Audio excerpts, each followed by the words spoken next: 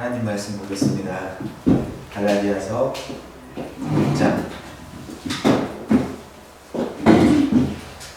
한 번만 더 할게요. 1장 11절부터 24절까지입니다. 교독하겠습니다. 형제들아, 내가 너희에게 알게 하노니 내가 전한 복음은 사람의 뜻을 따라 된 것이 아니니라. 이는 내가 사람에게서 받은 것도 아니요 배운 것도 아니요 오직 예수 그리스도의 계시로 말미암은 것이라. 내가 이전에 유대교에 있을 때 행한 일을 너희가 들었거니와 하나님의 교회를 심히 박해하여 멸하고 내가 내 공급중 여러 영업자보다 유대교를 지나치게 믿어 내 조상의 전통에 대하여 더욱 열심히 있었으나 그러나 내 어머니의 태로부터 나를 택정하시고 그의 은혜로 나를 부르시니가 그의 아들을 땅에 전하기 위하여 그를 내 속에 나타내시기를 기뻐하셨을 때 내가 곧 혈육과 육하지 아니하고 또 나보다 먼저 사도된 자들을 만나려고 예루살렘으로 가지 아니하고 아라비아로 갔다가 다시 다메섹으로 돌아가노라. 그 후 3년 만에 내가 게바를 방문하려고 예루살렘에 올라가서 그와 함께 15일을 머무르노라. 주의 형제 야고보 외에 다른 사도들을 보지 못하였노라. 보라, 내가 너희에게 쓰는 것은 하나님 앞에서 거짓말이 아니니라. 그 후에 내가 수리아와 길리기아 지방에 이르렀으나 그리스도 안에 있는 유대인 교회들이 나를 얼굴로 알지 못하고 다만 우리를 박해하던 자가 전에 멸하려던 그 믿음을 지금 전한다함을 듣고 나로 말미암아 하나님께 영광을 돌리리라. 아멘. 갈라디아서 강의 6번째 시간입니다. 생각해보면 벌써 6번이나 했다니까 시간이 진짜 빠른 것 같습니다. 세월은 날아가는 화살과 같다는 생각이 듭니다. 개인적인 사건 때문에도 그런데요. 그렇기 때문에 이왕 한 번 사는 인생 좀 더 귀하게 그리고 가치 있는 인생이 되면 좋겠습니다. 자, 우리는 지난 5번의 강론에서 만족스럽지는 않지만 1장을 다루는 데 시간을 할애했습니다. 오늘은 1장을 좀 정리한다고 생각하시면서 좀 편안하게 몇 가지 좀 찾아보면서 들어주시면 좋겠습니다. 바울은 1차 선교 여행 때에 갈라디아 지방에 들렀고 거기서 하나님의 은혜의 복음을 전했습니다. 그 배경은 사도행전 13장, 14장에 나와 있어요. 다시 말씀드리지만 서신서들은 신약의 역사서인 사도행전과 연결해서 볼 수 있어야 합니다. 사도행전은 사도들의 행적이잖아요. 이 행전에 중간중간에 편지를 썼단 말이에요. 그러니까 편지 내용에 대해서 더 잘 알기 위해서 당시 배경을 좀 알고자 한다면 사도행전보다 좋은 것은 없습니다. 이렇게 사도행전 13장, 14장에 기록된 것과 같이 갈라디아 지방의 복음을 전한 바울과 바나바가 사역을 다 마치고 그곳을 떠난 후에 가만히 들어온 거짓 형제들이 소위 다른 복음으로 그들을 교란하여 교회를 다 헤집어 놨습니다. 그리고 그 참담한 소식은 얼마 후 바울에게도 들렸습니다. 이것은 이 시대에도 철저히 무시되고 있는 소위 신학적인 문제였습니다. 하나님이 어떤 분이시냐라는 문제입니다. 거짓 형제들이 전한 메시지의 핵심은 복음은 예수 믿는 것 이외에도 할례를 받고 율법을 지켜야 한다는 것이었습니다. 다른 복음이죠. 사실 여러분이 교회에 처음 나갔던 그 순간부터 최근까지 여러분들이 비슷하게 들어왔던 이야기입니다. 율법에서 온전히 해방된 자유의 복음만을 전하는 교회가 몇 군데나 있습니까? 제보 부탁드립니다. 거짓 형제들은 바울이 전한 복음은 반쪽짜리 복음이라며 바울의 메시지보다도 우선 바울 개인을 공격했습니다. 거짓 형제들은 자신들이 정통이라고 주장했고 바울은 그저 사람을 기쁘게 하기를 원하는 사람이라고 그런 가짜라고 비평을 했습니다. 바울이 전한 바른 복음은 오직 하나님의 은혜로 예수 그리스도를 믿는 믿음으로만 사람이 의롭게 될 수 있다는 것이었습니다.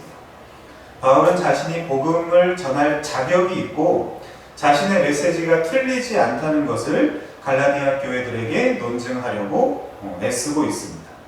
그래서 그는 편지를 써서 1절부터 5절이요. 짧은 인사와 함께 자신의 사도권을 변호했고 6절부터 10절 다른 복음은 없다는 것을 선언했으며 11절부터 24절 사도가 되기까지의 자신의 짧은 내력을 소개했습니다. 이쯤 되면 1장에 대해서 간략하게 정리가 되셨을 것입니다. 그런데 오늘 우리가 다룰 문제는 왜 이렇게 유대교와 소위 그리스도교가 서로 못 잡아먹어서 안달이냐는 것입니다. 누가 말해도 그리스도교는 유대교에서 나왔습니다. 그렇죠? 생각해 보십시오. 분명 유대교 없이 그리스도교는 탄생할 수 없습니다. 이것은 우리가 사랑하는 신약 성경이 구약 성경 없이 존재할 수 없는 것과 똑같습니다. 유대교와 그리스도교는 불연속성도 있지만 절대적으로 연속성이라는 이름으로 서로 묶여있는 부분도 있습니다. 그럼에도 우리가 분명히 해야 할 것은 유대교는 절대로 그리스도교가 아니며 그리스도교도 절대로 유대교가 아니라는 사실입니다. 유대교와 그리스도교는 분리할 수는 없지만 반드시 구분되어야 합니다. 여러분은 이 칼날 같은 경계선을 잘 이해하고 계십니까? 그런데 왜 유대인처럼 살고 있어요? 율법을 지켜야 한다. 율법을 지켜서 구원도 확증받고 그 구원도 유지할 수 있다는 가르침은 유대교의 가르침이란 말이에요. 여러분은 정말 확실하고도 확고한 그리스도교의 교인이십니까? 그러니까 잘 생각해보면 우리는 유대교와 그리스도교의 교리를 대충대충 섞어서 믿어왔던 것입니다. 마이클 호튼이라는 사람이 그랬어요. 마이클 호튼이라는 사람이 그랬던 건 아니고 책 제목이 크라이스트리스 크리스찬이티라는 책이 있습니다. 무슨 뜻이죠? 그리스도가 없는 기독교라는 뜻입니다. 이건 뭐 거의 모순에 가까운 타이틀입니다. 현대의 기독교에는 그리스도가 없다는 것을 논증한 책입니다. 하긴 기도를 다 하고 마지막에 이름을 한번 부르기도 하대요. 예수 그리스도의 이름으로 기도한다고. 이 유대교와 그리스도교의 연속성과 불연속성을 잘 이해해야 여러분은 진짜 복음의 세계로 깊이 들어갈 수 있습니다. 유대인들은 그리스도교의 사람들을 박해했고 그리스도교의 사람들은 유대교의 사람들을 계시록 3장 9절에 보면 사탄의 회당이라고 불렀습니다. 왜요? 사람들을 속이니까. 그래서 멸망으로 인도하니까. 성경의 유대인들을 뭐라고 합니까? 예수님은 소경이다라고 합니다. 소경. 소경이 소경을 인도한다고 합니다. 그러면 유대인들이 왜 그리스도교의 사람들을 박해했습니까?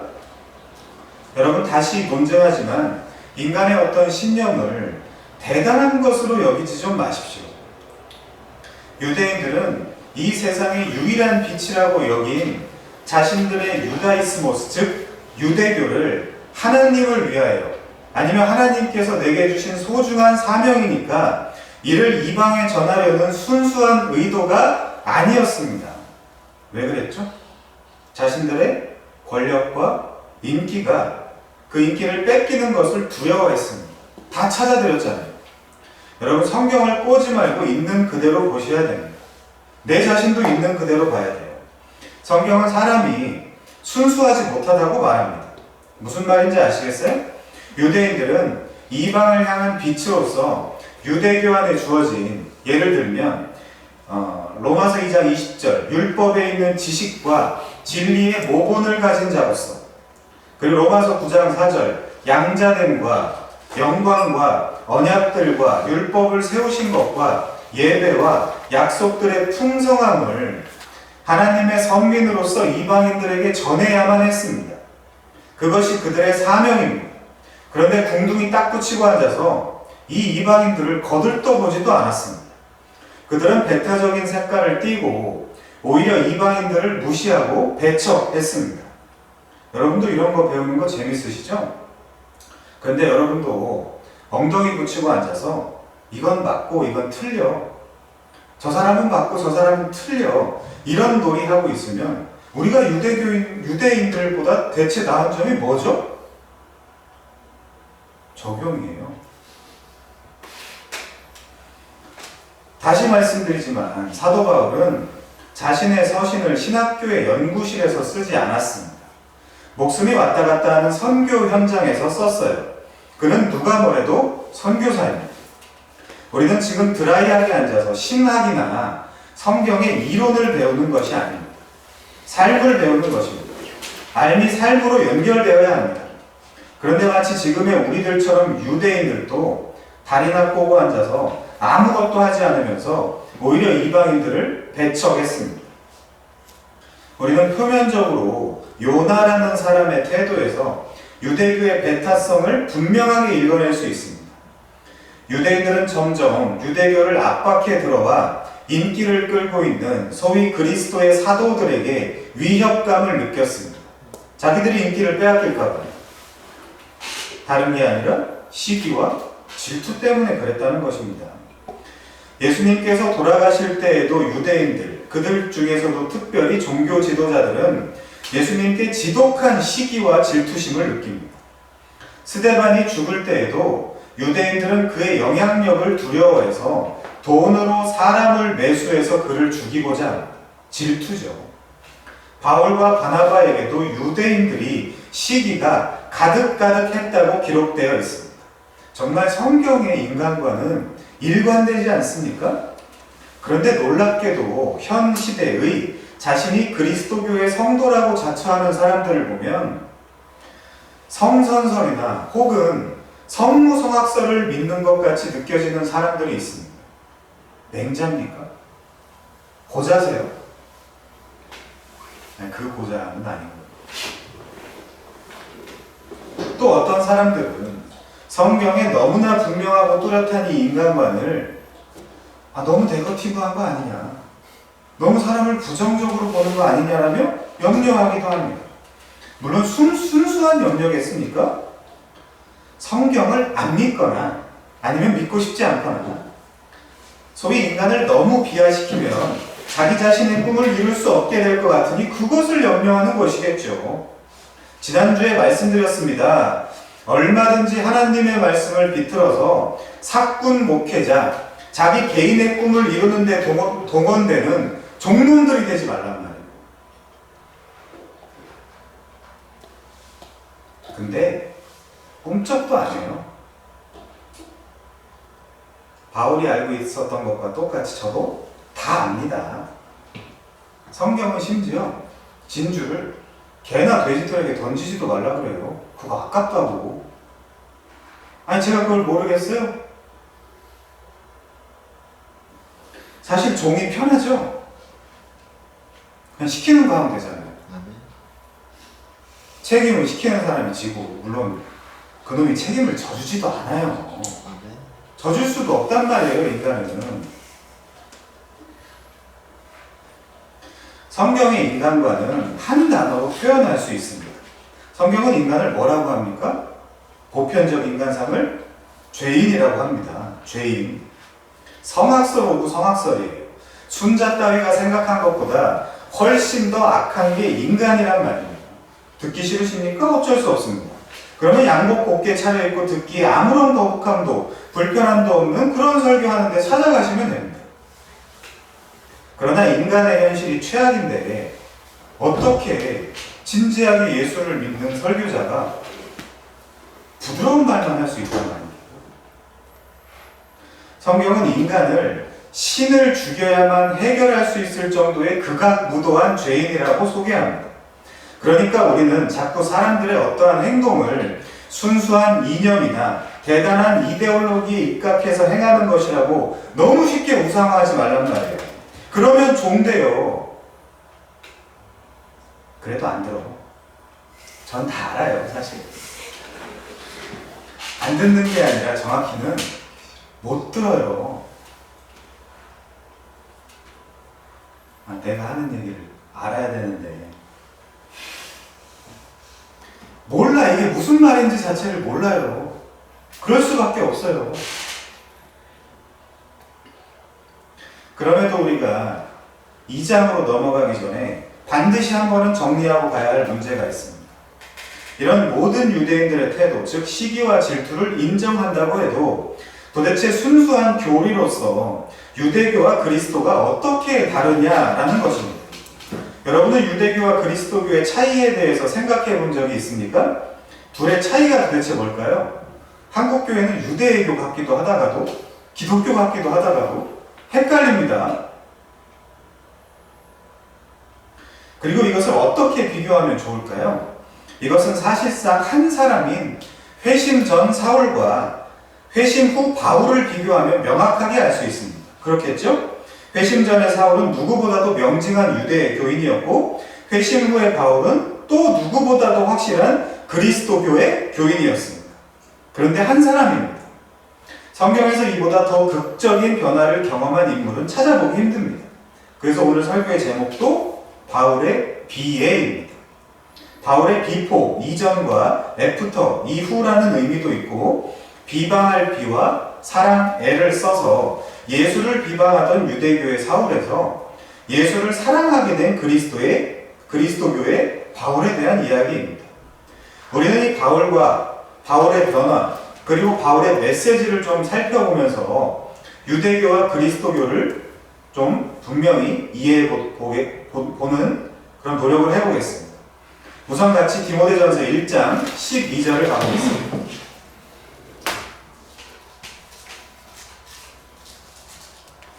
여태까지 들은 메시지와 잘 생각하면서 읽어주시면 좋겠습니다. 12절부터 17절. 나를 능하게 하신 그리스도 예수 우리 주께 내가 감사함은 나를 충성되이 여겨 내게 직분을 맡기심이니 내가 전에는 비방자요, 박해자요, 폭행자였으나 도리어 긍휼을 입은 것은 내가 믿지 아니할 때에 알지 못하고 행하였음이라. 우리 주의 은혜가 그리스도 예수 안에 있는 믿음과 사랑과 함께 넘치도록 풍성하였도다. 미쁘다, 믿음직하다, 모든 사람이 받을 만한 이 말이여. 그리스도 예수께서 죄인을 구원하시려고 세상에 임하셨다 하였도다. 죄인 중에 내가 괴순이라. 그러나 내가 긍휼을 입은 까닭은 예수 그리스도께서 내게 먼저 일체 오래 참으심을 보이사 후에 주를 믿어 영생 얻는 자들에게 본이 되게 하려 하심이라. 영원하신 왕 곧 썩지 아니하고 보이지 아니하고 홀로 하나이신 하나님께 존귀와 영광이 영원 무궁하도록 있을지어다. 아멘. 물론 이것도 몇 줄을 강론해야 할 내용이지만 아무튼 좀 요약하면 유대교 안에 있으면서 예수와 참 하나님의 교회를 비방했고 박해했고 폭행했던 바울은 이 모든 일을 자신이 믿지 않고 알지 못했을 때에 행한 바보 같은 일이라고 말하고 있습니다. 그러면 이 문제를 좀 풀고 갑시다, 여러분. 진정한 알매 문제에 선행되는 전제 조건이 뭡니까? 이건 대답을 좀 들어야 되겠어요. 진정한, 여기 지금 우리가 읽은 성구에 진정한 알매 문제에 선행되는 전제 조건이 뭐예요? 믿음이잖아요. 믿어야 알 수 있다니까요. 내가 왜 아까 이 말 못 알아듣는 사람들이 있다고 하는지 이제 좀 아시겠죠? 그런데 자기 자신이 진실과 진리도 전혀 몰랐고, 즉 진리의 실체이신 예수를 믿지도 아니하던 바로 그때에 우리 주의 은혜가 그리스도 예수 안에 있는 믿음과 사랑과 함께 넘치도록 풍성했다는 것입니다. 그러면 구원의 주도권이 누구에게 있는 거예요? 하나님께 있는 것이죠. 그런데도 무슨 내가 주도적으로 예수를 믿어야 한다는 동, 신학적으로 내가 스스로 예수를, 그분을 믿을 수 있는 능력이 있다는 동, 그렇게 이야기하는 인간들은 도대체 뭐예요? 불신자죠. 성경을 주의 깊게 보지도 않았고 알 수도 없는. 물론 은혜가 없었다는 말이 정확하겠죠. 그렇죠? 그리스도 예수 안에 있는 믿음과 사랑과 함께 넘치도록 풍성한 은혜, 이것이 없이는 주를 알지 못한다니까요. 그리고 이것은 아무에게나 주어지지 않습니다. 이 은혜를 아는 사람들이 매주 모여서 이 은혜를 노래하는 것 아니겠습니까? 그래서 은혜를 모르면 찬양을 못하는 것입니다. 노래나 부르다 가는 것이지요. 가서는, 그리고 집에 가서는 당연히 은혜 없는 자답게 살겠죠. 바울이 돌이켜보니 자기가 행했던 모든 일이 믿음이 없었고, 믿음이 없었기 때문에 알지 못하고 행한 일이었다고 고백하고 있습니다. 그 학자들 중에, 이건 상식의 문제가 아니라 본질적인 문제니까 좀 다루고 갑시다. 신앙 수위론과 이성 수위론 가지고 싸우는 학자들이 있어요. 무슨 말이냐면 신앙이 먼저냐 이성이 먼저냐 이거 가지고 싸우는 거예요. 바울이 디모데에게 쓴 편지로 살펴보면 뭐가 먼저입니까? 신앙이 먼저라니까요. 신학적으로 유명한 말이 있습니다. 끄레도, 우트, 인텔리감이라고. 역사적으로 초대교회 아우구스티누스와 중세시대의 스콜라학자였던 안셀름이라는 사람이 한 말이에요. 저는 참으로 동의하는 말입니다만은 이 말의 뜻이 뭘까요? 내가 알기 위해 믿는다라는 말이에요. 내가 알기 위해 믿는다. 사람들이 그런 말을 많이 하잖아요. 무식한 말을. 저도 많이 들은 말인데 증거가 있으면 믿겠다. 내가 알면 믿겠다. 이 말은 안셀름이 한 말과는 완전히 반대죠. 내가 알고 나면 좀 믿을 수 있겠다. 그렇게 말하는 사람들 많잖아요. 아니 근데 잘 생각해 보십시오. 그런데 그게 무슨 믿음이에요. 그냥 알미고 현실이고 그냥 인식이죠. 근데 바울은 반대라는 것입니다. 믿음이 있으면 알 수 있게 된다는 것입니다. 가불기입니까 이게? 믿음이 있어야 알 수 있다는 말은 어거스틴과 안셀름도 하지만 분명한 것은 오늘의 사도 바울이 이 말을 한다는 것을 알아주시기 바랍니다. 성경이. 그쵸? 그러기에 이성이 먼저가 아니라 신앙이 먼저라는 말씀을 짧게 드립니다. 똑똑해서 예수를 믿는 게 아니라 예수를 믿어서 똑똑해지는 거라고요. 이 말을 또 고산들이 잘못 알아듣고 자기 마음대로 적용하면 골치 아픕니다. 바울은 다른 사람들에 비해 지식이 부족해서 믿지 않은 게 아니고 믿음이 없어서 참된 지식을 몰랐다고요. 불신자들도 너무나 당연하게 믿음이 없기 때문에 진리에 대한 지식이 없는 것으로 이해하시면 됩니다. 그래서 그들과 논쟁하는 게 무의미해요. 믿음의 세계 안으로 들어오기 전까지 못 알아듣습니다. 방언이에요. 하늘의 방언. 그렇게 하나님의 교회를 박해한 죄인 중에 괴수, 제일 앞에 있었던 바울은 이런 말을 합니다. 내가 긍휼을 입은 까닭은 예수 그리스도께서 내게 먼저 일체 오래 참으심을 보이사 후에 주를 믿어 영생 얻는 자들에게 본이 되게 하려 하십니다. 그럼 바울이 훌륭해서 본이 됐다는 거예요? 아니잖아요. 그러니까 바울은 자신의 인식 속에서 자기가 구원을 받은 이유는 자기 같은 죄인을 오래 참으셔서 구원하신 하나님의 은혜가 얼마나 풍성하고 끝내주고 놀라운 것인지를 타자에게 보여주기 위해서 구원을 받았다니까요? 바울이 그런 말 많이 하죠. 나는 빚진 자다. 바울이 무슨 빚을 졌어요? 근데 바울이 가진 생각 속에서 남들에게 본보기가 되기 위해서 구원을 받은 것이니까 다른 사람들에게 빚진 것이 맞다라는 것입니다. 바울은. 아무튼 바울은 13절에서 내가 전에는 비방자였고 박해자였고 폭행자였다라고 하고 있고 15절에서는 그러나 내가 긍휼을 입은 까닭은 이라고 말합니다. 13절은 회심 전 유대교의 사울이고요. 15절은 회심 후 그리스도교의 바울이죠. 오늘 본문과 연결해서 생각하면 갈라디아서 1장 13, 14절에서는 회심 전 유대교에 있을 때의 사울 다 했죠. 그리고 15, 16절은 회심 당시의 사울, 그리고 17절, 24절에서는 회심 이후에 바울을 소개하는 것과 같습니다. 바울은 회심 전과 회심 후가 명확한 사람이고 이것은 우리에게 많은 시사점을 던져준단 말이에요. 왜냐하면 회심했다고 스스로 주장하면서도 삶과 인생이 전혀 바뀌지 않았고 현재의 강팍한 모습은 마치 앞으로도 나는 절대로 바뀌지 않겠다는 각오로 살아가는 듯한 사람들이 우리 눈에도 종종 보이기 때문입니다. 여러분이 회심하고 예수를 믿는다고 하는 사람들입니까? 좋습니다. 좋아요. 그러면 회심 전에 여러분과 지금 여러분의 사이에서 어떤 면이 달라지셨는지요? 교회 다니는 거요? 주일 성수? 그럴 수 있죠. 그리고요?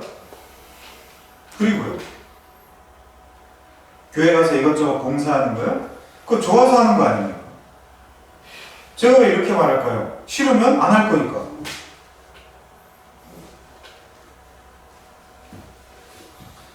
예수 안 믿어도 재미있어서 교회 다니고 봉사를 하는 사람들은 많습니다. 리더십도 발휘해보고 싶고 거기 가서 사람 대접도 받아보고 싶고. 그러니까 그런 인간들에게 봉사를 맡기니까 교회가 산으로 가죠. 광주가 산으로 갔으니까 교회도 산으로 가야 맞나? 아무튼 바울은 자신의 여러 서신을 통해서 자신의 회고를 바탕으로 오늘도 우리들에게 묻고 있습니다. 너는 무엇이 그리고 얼마나 달라졌냐? 이런 이유로 얼치기 신학자들도 바로 사람들의 이런 모습들 때문에 피상적으로 얕게나마 내놓은 해결책이 윤리와 도덕적으로라도 삶이 바뀌어야 된다라고 주장하고 있는 것입니다. 악순환이죠. 그러니까 이 문제는 집에 돌아가셔서 스스로 깊이 한번 생각해 보십시오. 나는 예수를 믿는다고 하고 있지만 뭐 얼마나 옛날이랑 뭐가 달라졌는가? 그런 문제에 직면해 보시란 말이에요. 아니, 직면하게 되어 있죠. 그리고 이 직면하는 문제는 생각보다 어렵습니다. 나는 회심하고 예수를 믿는 사람입니다라는 말은 불신자들도 얼마든지 할 수 있는 말이에요. 왜요? 입만 벌리면 되잖아요. 무슨 뭔 말인지를. 천사의 말은 사탄도 할 수 있습니다. 사탄의 말을 굳이 천사가 하진 않겠지만, 그러나 바울을 비롯해 당시 초대교회 사도들처럼 자신의 하나밖에 없는 목숨까지 걸면서 예수를 전하고 그 예수를 위해 사는 것은 짜가리들은 흉내를 낼 수도 없는 일이고, 이게 더 중요해요. 사실 그럴 필요도 없는 거 아닙니까?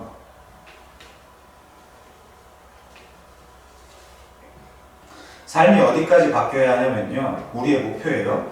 사도들처럼 본질적인 문제에 맞닥뜨리게 되면 때로는 자신의 목숨을 초계와 같이 여길 줄 아는 정도로까지 변해야 돼요. 그 고급하고 고상한 나의 신앙적 기준을 분명히 할 때 작은 일에도, 그런데도 실은 소위 그 일에도 헌신을 할 수 있는 거예요. 늘 나의 곧 다가올 죽음과 심판, 그리고 영원한 하나님 나라를 묵상하며 실제로 그 나라를 내가 소망할 때나 가능한 일이지, 새로운 지식이나, 그 바울이 돌아다니면서도 그런 얘기 많이 듣잖아요. 야, 뭐 배울 거 없나? 새로운 지식 없나? 그런 거나 듣겠다고 배우겠다는 자세로 덤벼서는 그게 무슨 신자겠습니까? 저 적용 잔소리 진짜 잘해요. 하기 시작하면.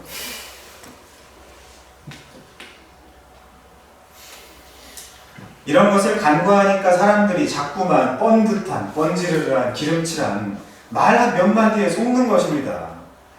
멀리 갈 것도 없죠. 우리 회칙에 부과된 그런 의무도 안 지키겠다는데 이 공동체에 마음이 있다? 없죠. 이 공동체를 그냥 이용하겠다는 거죠. 풀이로.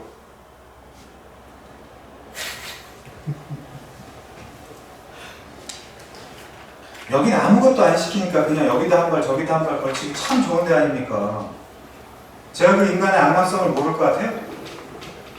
다 알죠. 그러면 이제 나중에 교회는 이래야 된다, 은혜로 와야 되는데 저 사람 왜 저러냐, 그건 또 이제 명분과 당연을 꺼내놓습니다. 다 알아요. 인간이 얼마나 악당인지 다 안다고요.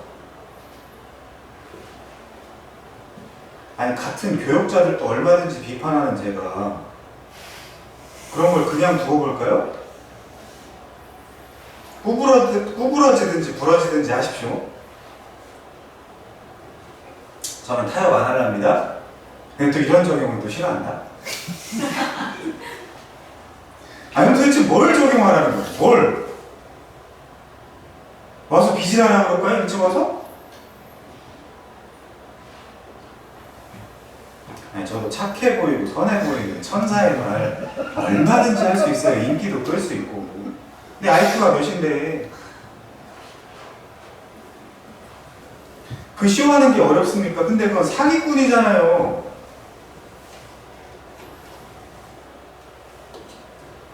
사람들이 무슨 말 할지 다 이렇게 얘기하면 이렇게 얘기하고 이렇게 얘기하면 이렇게 하고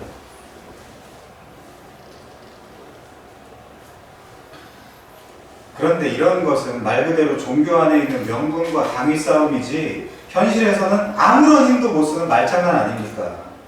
가짜가 복음을 전하다가 죽겠습니까? 그렇지 않죠. 그러니 제가 가짜들에게 쓸데없이 시간을 쓸 이유가 뭐가 있어요?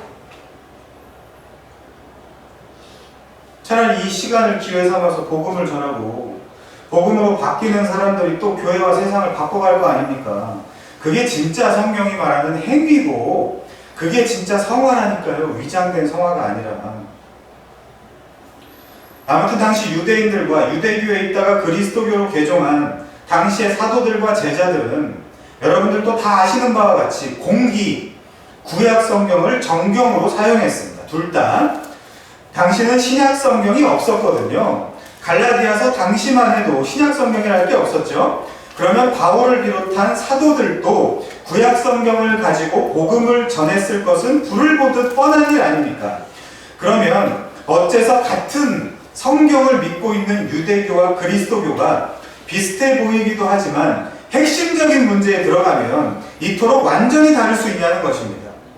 말 바꿔서 같은 성경을 보면서도 왜 유대인들은 예수께서 메시아가 아니라 하여 그를 죽였고 또 초대교회 그리스도인들을 비롯하여 우리는 왜 예수께서 구약에서 예견된 메시아가 확실히 맞다라며 목숨을 거냔 말이에요. 우리 고린도후서 5장 가보겠습니다. 5장 16절부터 21절까지 본 단락의 소제목은 화목하게 하는 직분입니다. 바울이 받은 뭐예요? 사도직이죠. 사도직. 그러므로 우리가 이제부터 어떤 사람도 육신을 따라 알지 아니하노라. 옛날에 육신을 따라서 알았다는 뜻이죠. 비록 우리가 그리스도도 육신을 따라 알았으나 이제부터 그같이 알지 아니하노라. 그런즉 누구든지 그리스도 안에 있으면 새로운 피조물이라. 이전 것은 지나갔으니 보라 새 것이 되었도다. 모든 것이 하나님께로서 났으며 그가 그리스도로 말미암아 우리를 자기와 화목하게 하시고 또 우리에게 화목하게 하는 직분을 주셨으니. 사도직의 핵심은 뭐예요? 하나님과 죄인들을 화목하게 하는 직분이에요.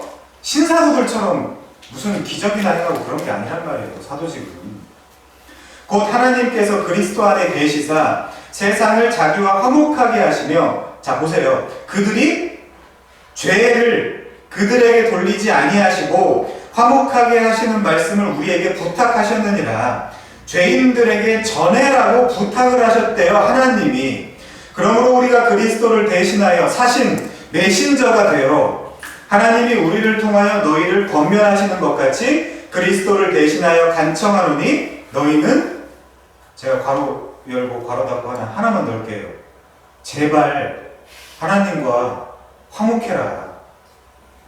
이게 복음의 핵심이죠. 하나님과의 리콘실리에이션, 하나님과의 화목. 우리는 하나님과 지금 원수란 말이에요. 보편적 인간이 원수란 말이에요. 근데 하나님이 죄를 알지도 못하신 이를, 우리를 대신하여 죄를 삼으신 것은 하나님의 의가 되게 하려 하심이라. 이 본문은 위에 11절, 12절에서 보는 바와 같이 고린도 교회에서도 바울이 갈라디아 교회에서 했던 것과 똑같이 자신의 사도직을 변호하고 변증하는 문맹에 걸려 있어요. 그러니까 바울이 자기가 사도라는 것을 돌아다니면서 얘기하기 위해 얼마나 땀 뺐는지 아시겠죠? 그런데 16절에서 회심 전 사울과 회심 후 바울을 비교할 수 있는 하나의 힌트가 있습니다. 그게 뭐냐면, 그러므로 우리가 이제부터 어떤 사람도 육신을 따라 알지 아니하노라. 비록 우리가 그리스도도 육신을 따라 알았으나 이제부터는 그같이 아니하노라. 이게 힌트예요. 바울의 회심 전인 사울은 그리스도를 어떻게 알았다고요? 무슨 관점으로? 육신적 관점으로 알았다고요. 바로 이것이 유대교를 이해하는 핵심 키워드 중에 하나입니다. 사내들인 공회원이었으며 가말리알 문화의 바리새파 지도자, 베냐민 지파의 율법의 엄한 교훈에 흠이 없는 정통 유대인. 그 당시에 자기가 어느 지파에 소속되어 있는 사람이라고 그랬으면 디아스포라들 중에서 정통이었다는 뜻이에요. 사울은 당시 그리스도를 육신적 관점으로 볼 수밖에 없었다는 것입니다. 육신적 관점이라는 건 말하자면 이래요. 유대인들의 메시아 사상, 즉 유대교의 시각에서 바라본 메시아 사상은 사회, 정치, 경제, 문화, 군사적인 면에서 이스라엘을 강건하게 만들어줄 다윗의 혈통이어야 했습니다. 다윗의 신하, 다윗의 아들이어야 했어요. 그렇다면 그분은 육신적으로 강한 자의 모습으로 강림했어야 해요. 다윗처럼 이스라엘을 구해줄 수 있어야 했습니다. 그런데 예수는 베들레헴의 마국간의 말구유에서 출생하였습니다. 더구나 그는 낫즈리, 나사렛에서 자란 나조라이오스, 촌놈이란 뜻이에요. 촌놈, 비천한 사람. 그곳은 선한 것이 날 수 없는 천한, 척박한 땅으로 여겨졌습니다. 물론 그는 가끔 줄인 자들을 4,000명, 5,000명씩 먹이고 병을 고치고 귀신을 쫓아냈으며 죽은 자들을 일으키기도 했습니다. 선지자적 스탠스로 엄청난 이적과 기적들을 행사하였다는 소문들을 바울도 들었을 거예요. 동년배니까. 그런 예수가 바울도 궁금했을 것입니다. 그런데 그는 어느 날 너무 나갑니다. 그는 예루살렘의 성전도 막 공격하고요. 예수님이 하신 것은 성전 청소가 아닙니다. 성전 파괴예요. 안식일도 어겼습니다. 안식일에 내 아버지도 일하시는데 나도 일한다고 하면서 일을 하세요. 그래서 유대 율법주의에 얽매여 있던 사울은 이 나사렛 이단은 반드시 척결되어야 한다고 생각하기에 이르렀습니다. 그러던 차에 이자가 대제사장들과 서기관과 장로들에 의해서 자신이 신뢰하던 그가 십자가에 못 박혀 죽었다는 소식을 들었습니다. 그는 나무에 달려 죽은 것입니다. 사울이 무슨 생각을 했을까요? 당연히 잘 죽었다고 생각했을 것입니다. 감히 성전을 욕되게 하고, 지난주 설교 생각하면서 들으세요. 안식일을 범했으며 자신이 하나님과 동등이라고 주장한 이 젊은 이단은 죽어 마땅하다고 생각을 했습니다. 그리고 예수는 결과적으로 육신적 관점에서 이스라엘을 부강하게도 못했어요. 경제적으로나 군사적으로 부강시키지 못했습니다. 그는 무슨 메시아예요? 실패한 메시아예요. 이것이 바로 사울이 예수를 육신적인 관점에서 바라봤다는 뜻이에요. 그는 그럴 수밖에 없었던 또 다른 이유가 있습니다. 율법에 의하면 나무에 매달려 죽은 것은 하나님의 저주를 받아 죽은 것이었습니다.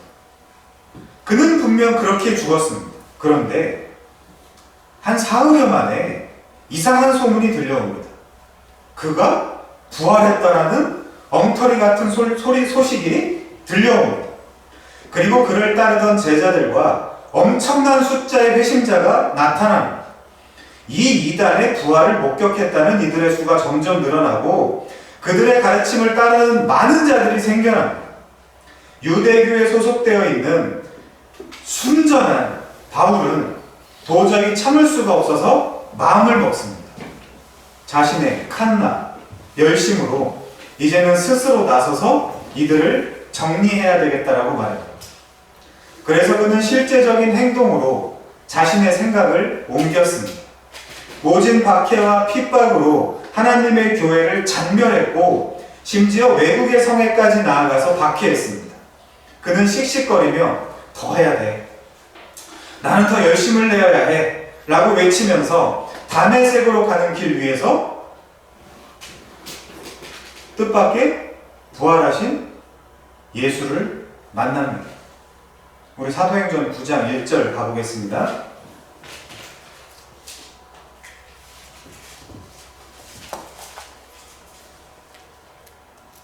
사도행전 9장 1절이요.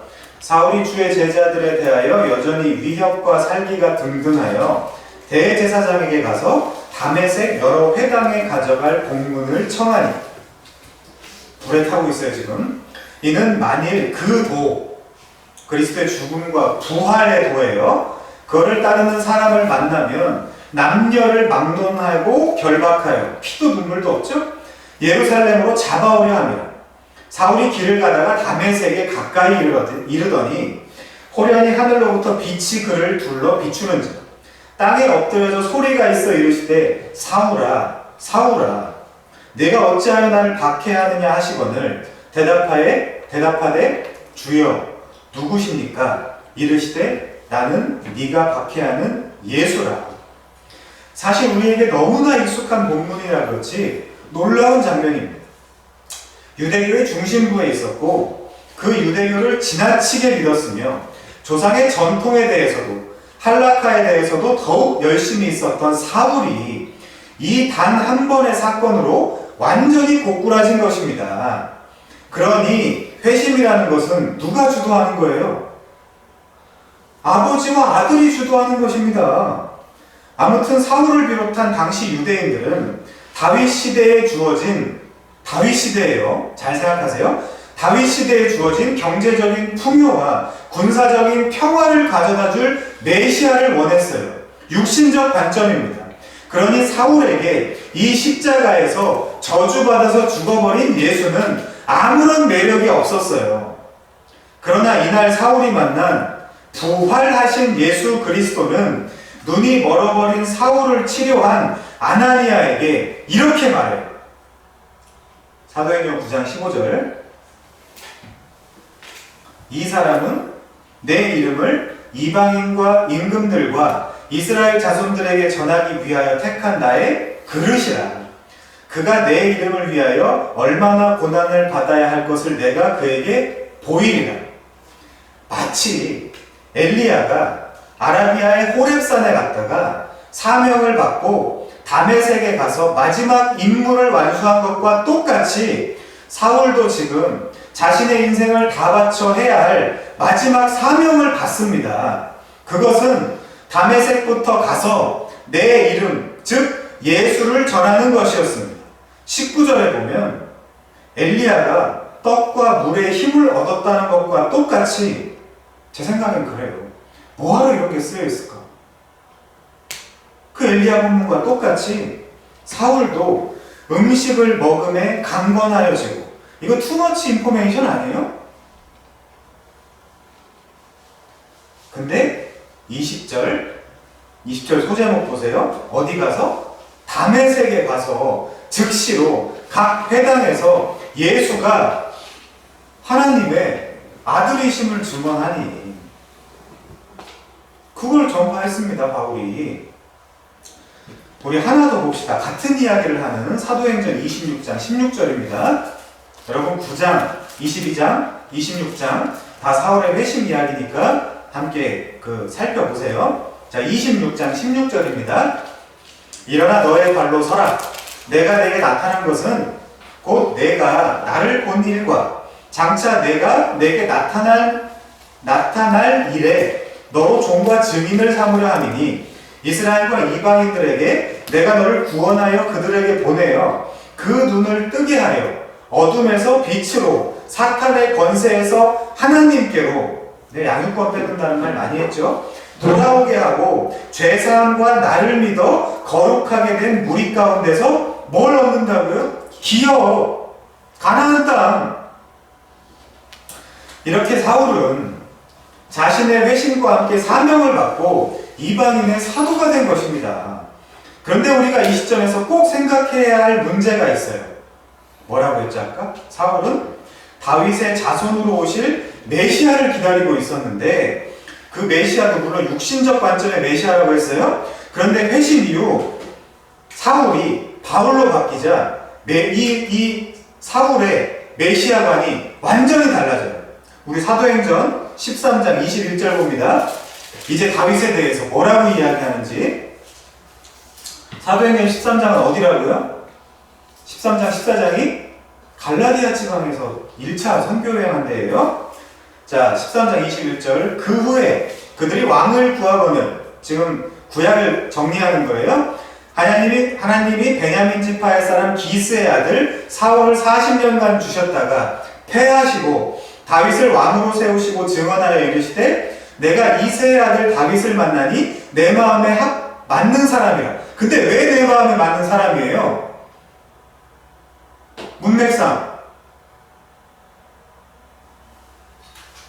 얘를 통해서 예수 그리스도를 소개하겠다는 거 아닙니까?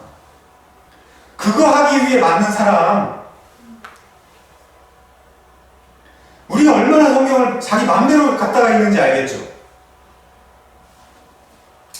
내 마음에 맞는 사람이라 내 뜻을 다 이루리라 하시더니 뭐래요? 하나님이 약속하신 대로 이 사람의 후손에서, 누구의 후손이요? 다윗의 후손에서 이스라엘을 위하여 구주를 세우셨으니 그게 누구래요? 예수란 말입니다. 이게 지금 옛날에는 내가 육신대로 그리스도를 알았지만 이제는 그렇게 하지 않겠다라는 말의 진의예요. 바로 이 메시지가 바울이 선교 사역에서 한, 그때 말씀드렸죠, 공식적인 첫 설교라고. 그런데 이 설교의 핵심은 다윗의 후손 예수 그리스도입니다. 유대인들이 그토록 바라던 메시아가 바로 다윗의 후손 예수 그리스도였다는 것입니다. 바울이 그걸 깨달은 거예요. 그런데 유대인들은 사실 그 사실을 인정하지 않죠. 다윗의 후손으로 오실 메시아는 아직도 오지 않았다는 것입니다. 그래서 그들은 오늘날까지도 예수를 메시아로 인정하지 않고 또 다른 모양으로 오실 메시아를 아직도 기다리고 있는 거예요. 이게 유대교와 그리스도교의 차이입니다. 다윗의 후손으로 오실 메시아를 기다리는 그 근거가 뭘까요? 유대인들이. 우리 하나 더 찾아보겠습니다. 사무엘하 7장. 이 본문은 유명한 다윗 언약입니다. 지난주 기억하시죠? 스데반이 성전을 치는 설교를 하는 바람에 순교당했던 사실, 그거 잘 기억하면서 분석해 봅시다.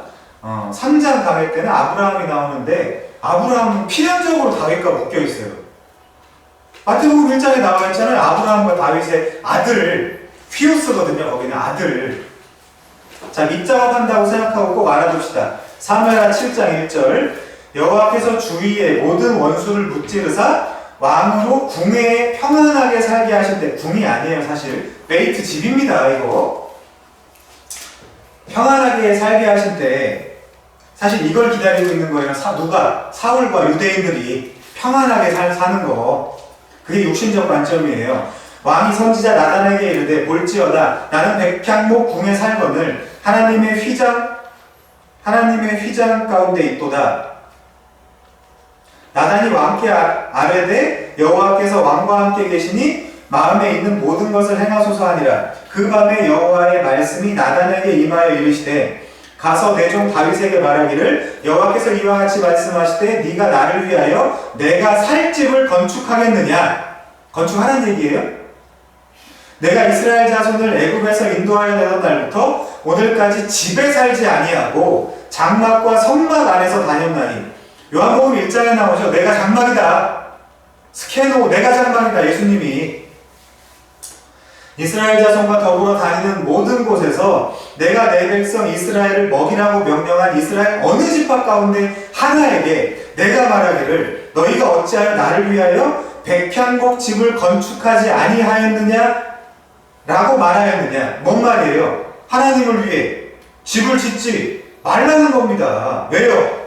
하나님이 무슨 사람의 손으로 지은 집에 사시냐는 거죠. 너희가 나를 위하여 무슨 집을 짓겠으며 나의 안식할 처소가 어디냐? 지난주 스데반 설교죠? 8절. 그러므로 이제 내 종 다윗에게 이와 같이 말하라. 만군의 여호와께서 이와 같이 말씀하시기를 내가 너를 목장 곧 양을 따르는 데에서 데려다가 내 백성 이스라엘의 주권자로 삼고 내가 가는 모든 곳에서 내가 너와 함께 있어 내 모든 원수를 내 앞에서 멸하였음즉 땅에서 위대한 자들의 이름같이 내 이름을 위대하게 만들어주리라. 누구에게 하신 약속과 똑같아요?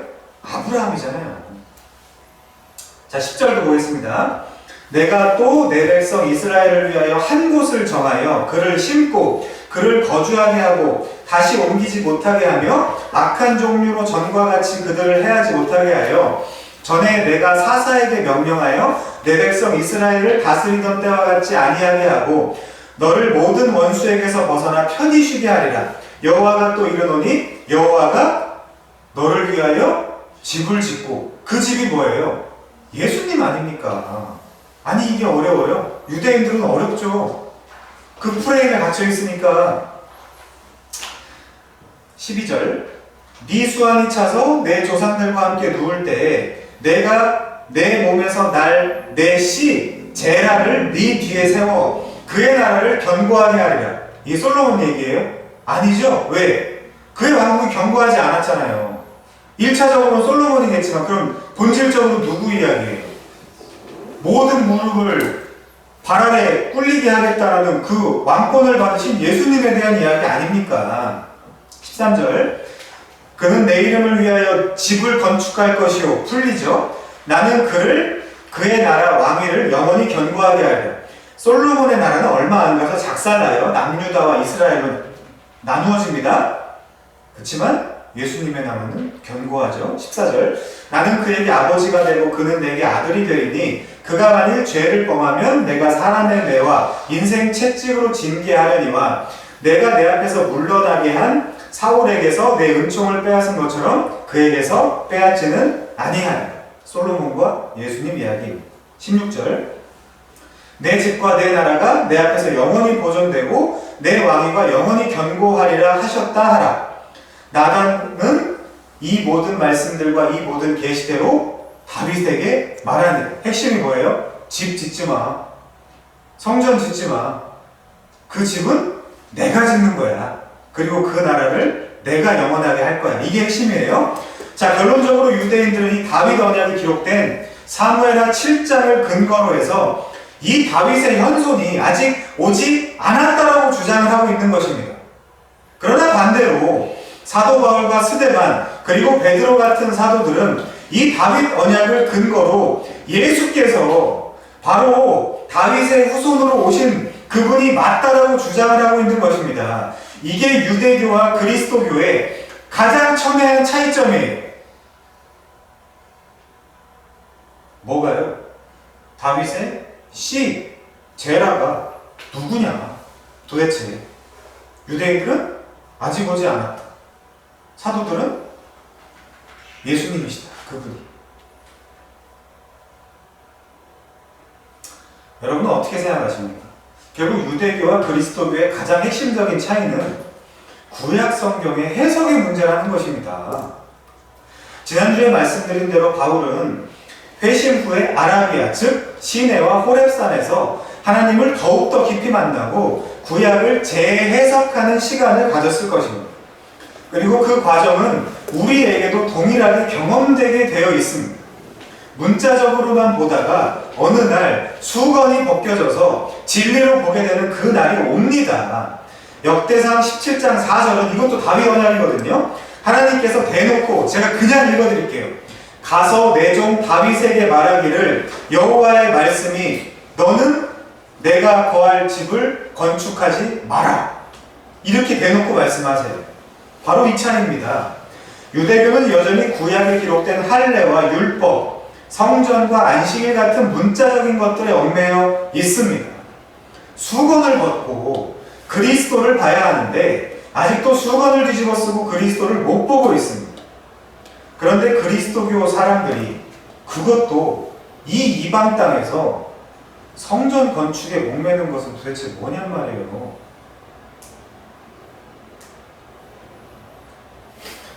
바울과 다른 사도들은 부활하신 주님을 경험하고 성령을 받은 후에 구약의 모든 것이 그리스도를 위해 기록된 본문들이라는 것을 깨달았습니다. 그래서 스데반이 사도행전 7장에서 성전은 없다라는 설교를 하다가 돌 맞아 죽은 것입니다. 사도행전 7장 좀 가보죠. 46절. 사도행전 7장 46절.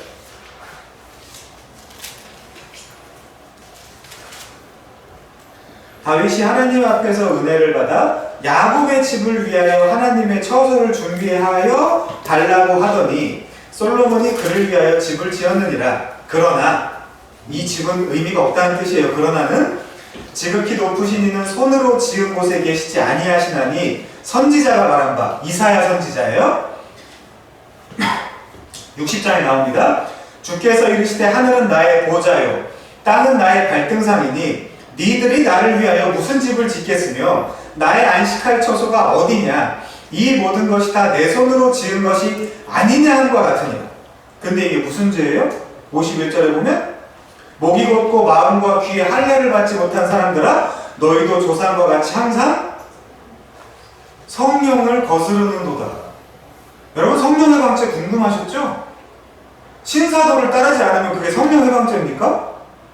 아주 환장하겠어요 진짜. 말도 안 되는 소리를 해가지고 구약을 지들 멋대로 보는 게 성령 해방죄란 말이에요. 죽습니다. 그거는 사함이 없어요. 더 이상. 요한계시록 22장에 나오잖아요. 말씀 지들 마음대로 갖다가 사함이 없다고. 한국에 가끔 자신이 예화를 드는 거예요 지금.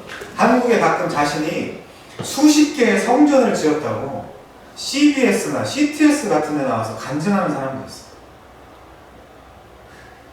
참 불쌍한 어르신들이.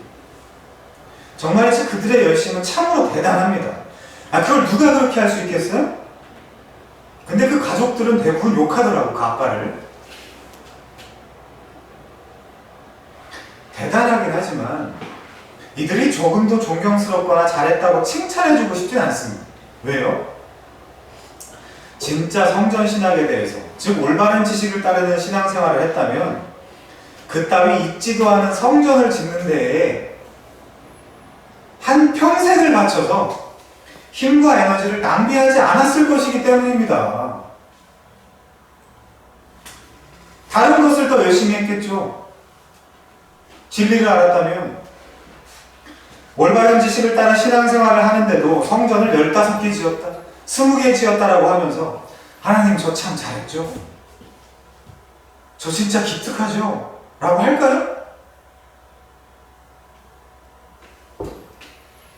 그러니까 유대교는 말 그대로 문자주의였다는 것입니다. 근데 지금 문자주의가 얼마나 많아요? 아니 가끔 신학교 같은 곳에서 몇 달, 1년, 2년 공부한 인간들이 신구약을 다 뒤져서 기독론적으로 설교하거나 강의를 하면 알레고리다 그래요. 그따위 말은 어디서 주워들어가지고, 아니 그런 말은 어디서 주워들어가지고 알레고리다 뭐가 알레고리인데? 여러분, 예루살렘에다가 그것도 한 장소에다만 지을 수 있는 성전을 대한민국에다 지어놓은 게 알레고리 아닙니까? 안식일이면 안식일이고 주일이면 주일이지 안식일이 주일로 대체되었다는 논리가 알레고리 아닙니까? 교회 달력에다가 온갖 유대교의 절기는 다 적어놓고 무식한 성도들에게 속으로는 대목이라며 무식한 성도들에게 사기쳐서 돈 뜯어내는 게 알레고리 아닙니까? 뭐가 알레고리인데? 뭐가 도대체? 그리스도교의 사도는 이런 면에 대해서 뭐라고 합니까? 갈라디아 4장 9절 가볼까요? 이제는 너희가 하나님을 알 뿐 아니라 더욱이 하나님이 아신 바 되었거늘 어찌하여 다시 약하고 천박한 초등학문 뭐예요? 율법, 유대 율법 거기로 돌아가서 다시 그들에게 뭐 한대요? 율법으로 돌아가는 것은 종노릇하는 거란 말입니다. 다시 거기로 돌아가서 너희가 날, 안식일, 달, 월사, 절기, 유월절 같은 온갖 절기들, 해, 안식년, 희년 이런 것들, 그런 것들을 아직도 지키고 있으니 내가 너희를 위하여 수고한 것이 헛될까 두렵다. 근데 실제 헛됐죠? 저도 이게 여기서 열리는 게 어떤 사람들에게 아무 의미 없는 거라니까요? 제가 그걸 모를 것 같습니까? 그토록 빨리 자유와 은혜와 평안의 복음에서 등 돌려서 다른 복음을 쫓았잖아요. 자신 있으세요? 그건 그런 나의 자신감의 문제가 아니란 말이에요. 이거는 그리스도의 은혜로 너희를 부르신 이를 이같이 속히 떠나 다른 복음을 따르는 것을 내가 바울은 이상히 여기노라 나는 당연히 여기노라. 근데 누가요? 갈라디아 사람들이. 그리고 누가요? 누가 이렇게 빨리 쫓아요? 여러분들이. 여러분도 재빨리 복음으로부터 돌아설 사람들이라고. 은혜를 배반하고 또 배반하고 속히 돌아서고 또 돌아설 사람들이라고 바울이 지금 피를 토하면서 얘기하는 거 아닙니까? 아니 무슨 유대인도 아닌데 안식일을 지키겠다고 나대고 이방인들이 그걸 또 대표기도회 막 하고 있어. 어떤 인간은 신약교회에 월사 예배를 만들어서 그거 드리겠다고 하고 앉아있고 맥추절 같은 거나 지키고 그 하나님이 받지도 않는 거 곡식 뭐 이런 거 막 앞에다가 잔뜩 쌓아놓고 그 쇼잖아요. 우리 다 알잖아요 이제. 왜 그렇게 하는 건지. 하나님이 그거 받으십니까? 아 진짜요? 그 강대상 안에다 진열해 놓으면 하나님 와서 먹어야 됩니까 그거? 아니 이게 뭐 하는 짓이냐는 말이에요 이게.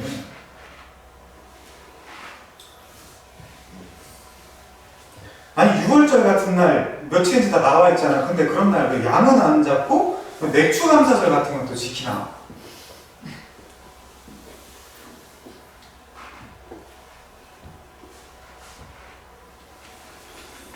이렇게 선택적으로 선택할 수 있는 권한은 누가 부여해 준 건가요? 아니 율법은 지키라고 하는데 또 왜 할례는 하지 말라고 그럽니까? 목사들 안식년이나 다니고. 아니 우리가 무슨 유대인입니까? 레위인입니까 우리가? 레위 지파인가요? 한국에 있는 교역자들이 레위 지파입니까? 그러니까 가만히 앉아서 생각해보면 완전히 짬뽕된 이상한 종교예요. WCC가 필요가 없어요.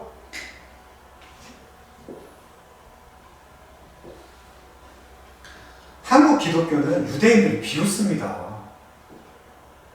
쟤들 뭐 하는 거냐 저게. 자 여러분 이런 것들을 세상에서 제일 잘했던 사람이 누굽니까? 사울이라니까요. 그런데 같은 동족 유대인들도 아니고 오히려 이방인들이 할 필요도 없고 더 강하게 말해서 하지 말아야 할 유대 율법을 쫓아 행하며 온갖 유대 종교 관습들을 하지 말래도 지키고 앉아있으니 바울이 얼마나 환장을 노리시겠습니까? 말 더럽게 안 들어요. 아니 하지 말라면 그냥 안 하면 되는데 무슨 감사를 그래도 이렇게 이런저런 방식으로 가르쳐야 된다는 둥. 왜 그럴까요? 이것도 이야기하고 지나가야 돼요. 실제 자유를 주면 여러분들은 안 합니다. 제가 교역자들만 비판할 줄 알았죠? 제가 괜히 회비카드를 꺼내냈겠습니까? 11조니 뭐니 그런 거 다 폐하고 각종 모든 의무들을 다 제거해드리면 여러분들이 전만큼 전에 말도 안 되는 거기서 했던 것만큼 헌금할 것 같죠? 옛날 유행어 중에 그런 얘기가 있었어요. 웃기는 소리는 달나라에 나가서 하세요. 라는 거 있었어요. 내 안에 누적되고 쌓인 바리새인의 누룩과 같은 종론 본성이 너무나 심해서 인간들에게 자유를 쥐어주면 그 자유 갖고 뭐 합니까?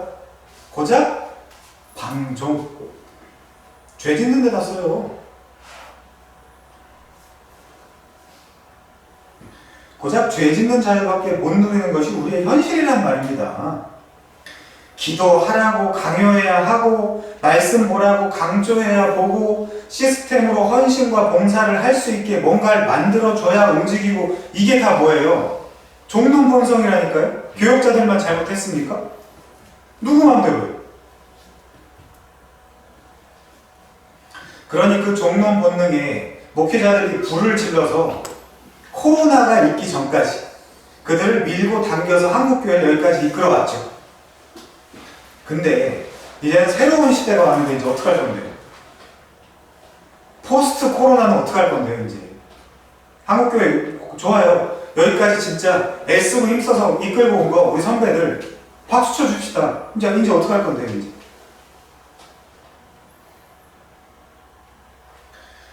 종놈 중에 상종놈들만 제도권 교회에 남을 텐데, 이 아무 의지도 없고, 그저 시키는 것만 하고, 주는 것만 받아먹는 이 종놈들 데리고 뭐 할 건데요? 근데, 제가 제도권 들어가서 또 종놈을 만들어요? 바울은 분명히 말합니다. 찾아서 체크하세요. 사도행전 13장 22절.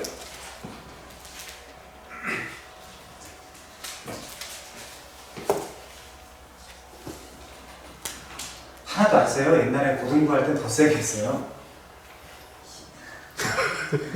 사도행전 13장 22절. 너무 약해져가지고 좀 걱정이에요.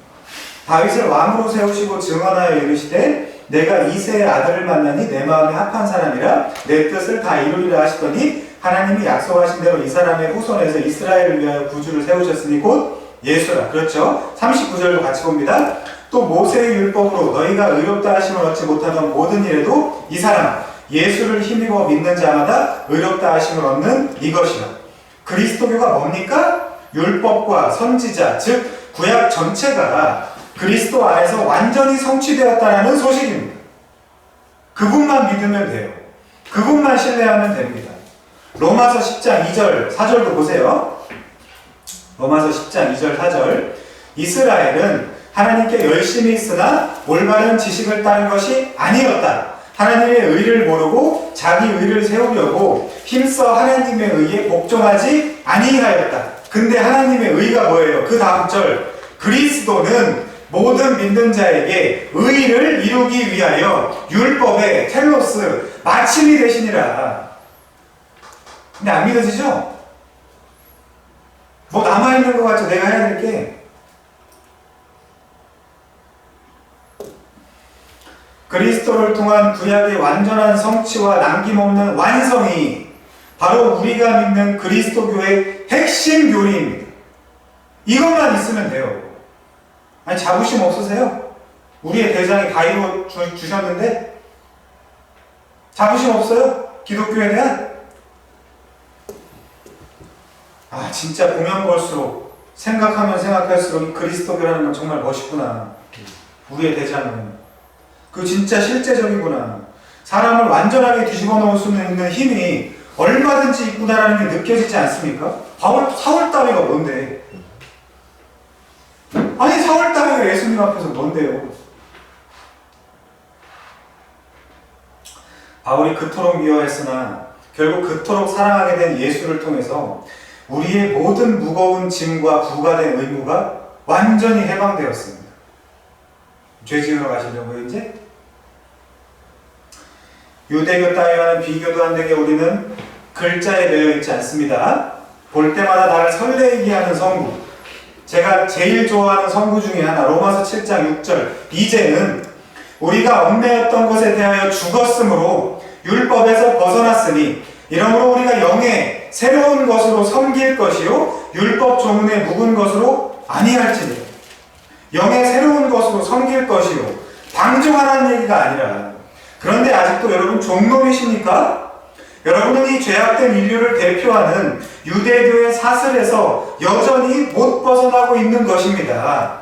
완전한 자유를 누리고 계십니까? 설마 고작 나 하나 잘 먹고 나 하나 잘 사는데 온 힘을 다 쏟으며 살고 있는 것을 그리스도교가 말하는 자유라고 착각하고 계신 것은 아닙니까? 뭐가 됐든 그리스도를 통하여 진짜 하나님을 만나보고 싶지 않습니까? 아직 수박 겉핥고 있으면서 혹은 교회나 들락거리고 있으면서 내가 하나님을 만났다고 착각하고 있지는 않으신지요? 거의 유대교 수준으로. 그런데 그런 그리스도교는 없습니다. 제발 진지하게 고민해 보십시오.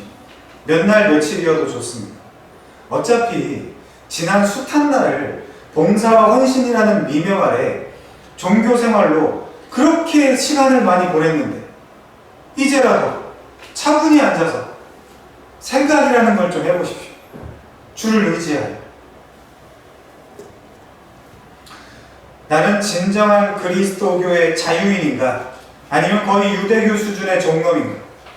이따 기도하는 시간에도 좀 진지하게 물어보시고 자신을 살펴보시기 바랍니다. 그리고 자유라는 미명으로 복음을 방종의 도구로 전락시키는 악한 나의 모습도 점검해 보시기 바랍니다. 또 다른 가짜입니다. 아니 어쩌면 더 사악한 가짜입니다. 바울은 비포와 애프터가 아주 분명한 사람입니다. 비했다가 애했습니다. 그의 회심 이전은 그리스도를 미워했습니다. 그러나 그의 회심 이후는 그리스도를 사랑했습니다. 아니 무엇보다도 사랑했습니다. 그는 다른 복음을 전하는 자들에 대한 저주만큼 그리스도를 사랑하지 않는 자들에게도 저주를 퍼붓습니다. 저도 퍼부을 거예요. 고린도전서 16장 22절 가봅시다. 만일 누구든지 주를 사랑하지 아니하면 저주를 받을지어다. 왜요? 아니 내가 사랑하는 분을 가지고 놀고 있는데 이용해 먹고 있는데 화가 안 나요? 아니 니들 남자친구 여자친구 생각해보란 말이에요. 그런 식으로 화가 안 나요? 만일 누구든지 주를 사랑하지 아니하면 저주를 받을지어다. 다른 복음을 전한 놈들이 받은 저주랑 똑같이 우리 주여 보시옵소서. 여러분 그리스도교는 인간들이 생각하는 수준의 사랑의 종교가 아니에요. 오직 예수를 사랑할 때 그 다음으로 다른 것들도 사랑할 수 있게 되는 순서와 절차가 아주 명확한 진리의 공동체입니다. 여러분이 이것부터 따져야 합니다. 나는 정말 예수를 사랑하는 사람인가?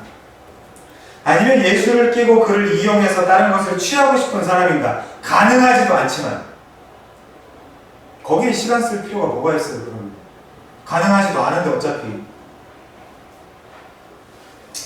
이제 우리는 모든 종교 노름을 그만 멈추고 그만 까불고 예수에 집중하시고 예수 사랑하는데 집중해야 합니다.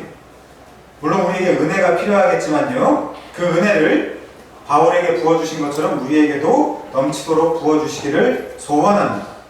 기도하겠습니다.